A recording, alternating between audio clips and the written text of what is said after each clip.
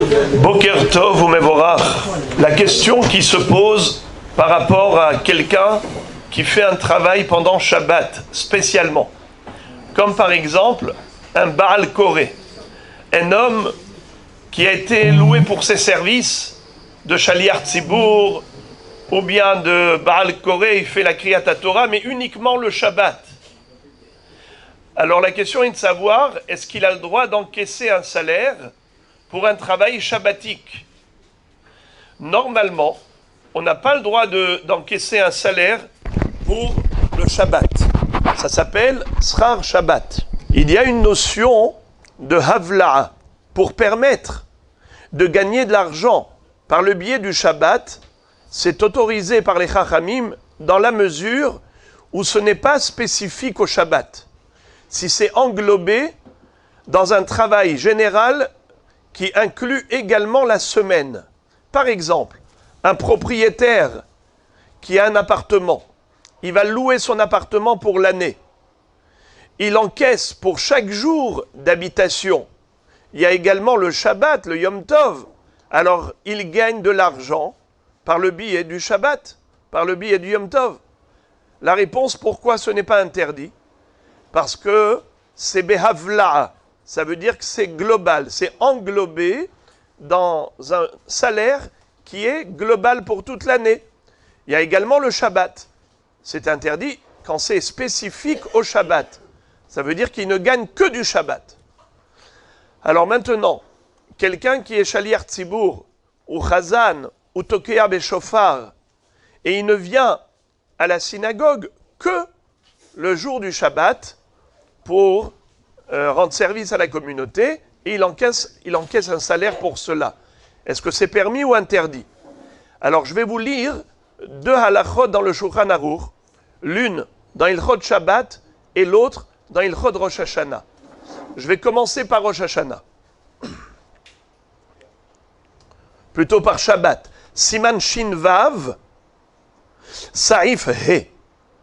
Assour Liskor Hazanim Leitpalel Beshabbat. Interdit de louer un Hazan pour qu'il vienne faire la tfila que pendant Shabbat. Veyesh mi shematir. Le Shulchan Aruch écrit, en deuxième opinion, il y a ceux qui permettent.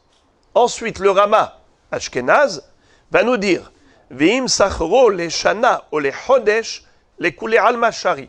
Mais si, en fait, le Hazan ou le Koré Batorah n'est pas loué que pour Shabbat. Il est Chazan même en semaine. Il lit la Torah même le lundi et jeudi. Alors dans ce cas-là, c'est permis. Maintenant, je vous lis Ilchot Rosh Hashanah. Siman Takpa, Tafkuf Pehe, Saif He. Hanotel Sachar Litkoa Berosh Hashanah, Okede Lehitpallel, Oletargem, Beshabbatot v'yamim tovim, enoroe meoto sachar siman bracha. Dans Ilchot Rosh Hashanah, le Shulchan Aruch n'a pas été aussi tranchant en disant interdit. Non, il n'a pas dit ça. Il dit, il n'y a pas de bracha dans cet argent. Ça veut dire, le Tokea Beshofar, ou le Shaliach Tzibour, ou le traducteur qui traduit la dracha du Rav et autres, ne verra pas de bracha, c'est-à-dire qu'il va gagner de l'argent d'un côté, mais il va perdre de l'autre. Finalement, il n'a rien gagné. La bracha, ça veut dire qu'on a gagné. Quand il n'y a pas de bracha, on gagne d'un côté, on perd de l'autre, on n'a rien gagné. Eh bien, il ne dit pas interdit.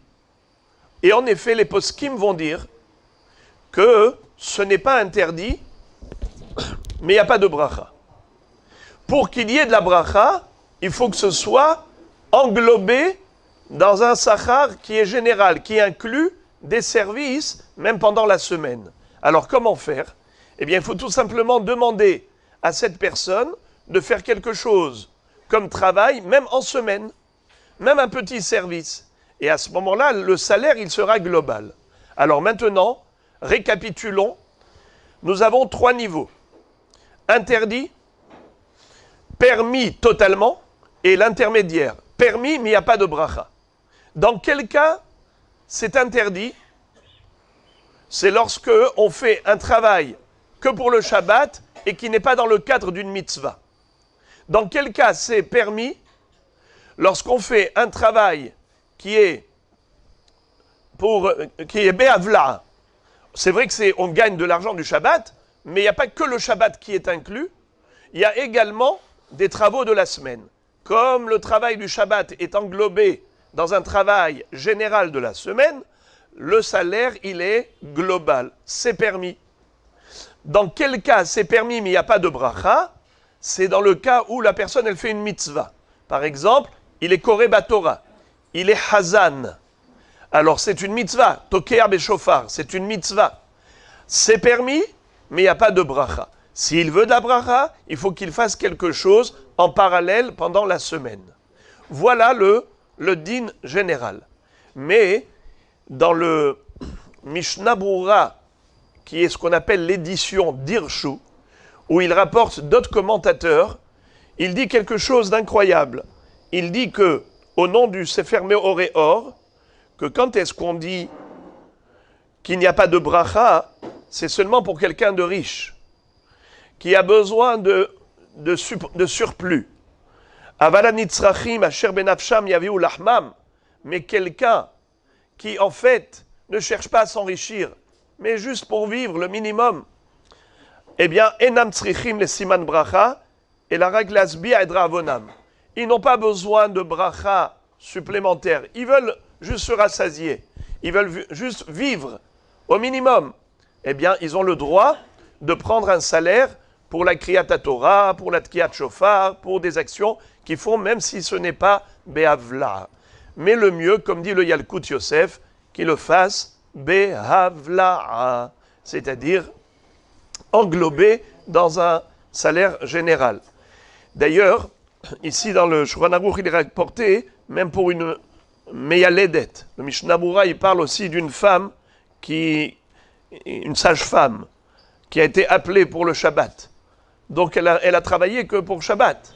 Malgré tout, étant donné que c'est pour une mitzvah, de donner naissance à un bébé, eh bien, elle a le droit de prendre cet argent sans problème.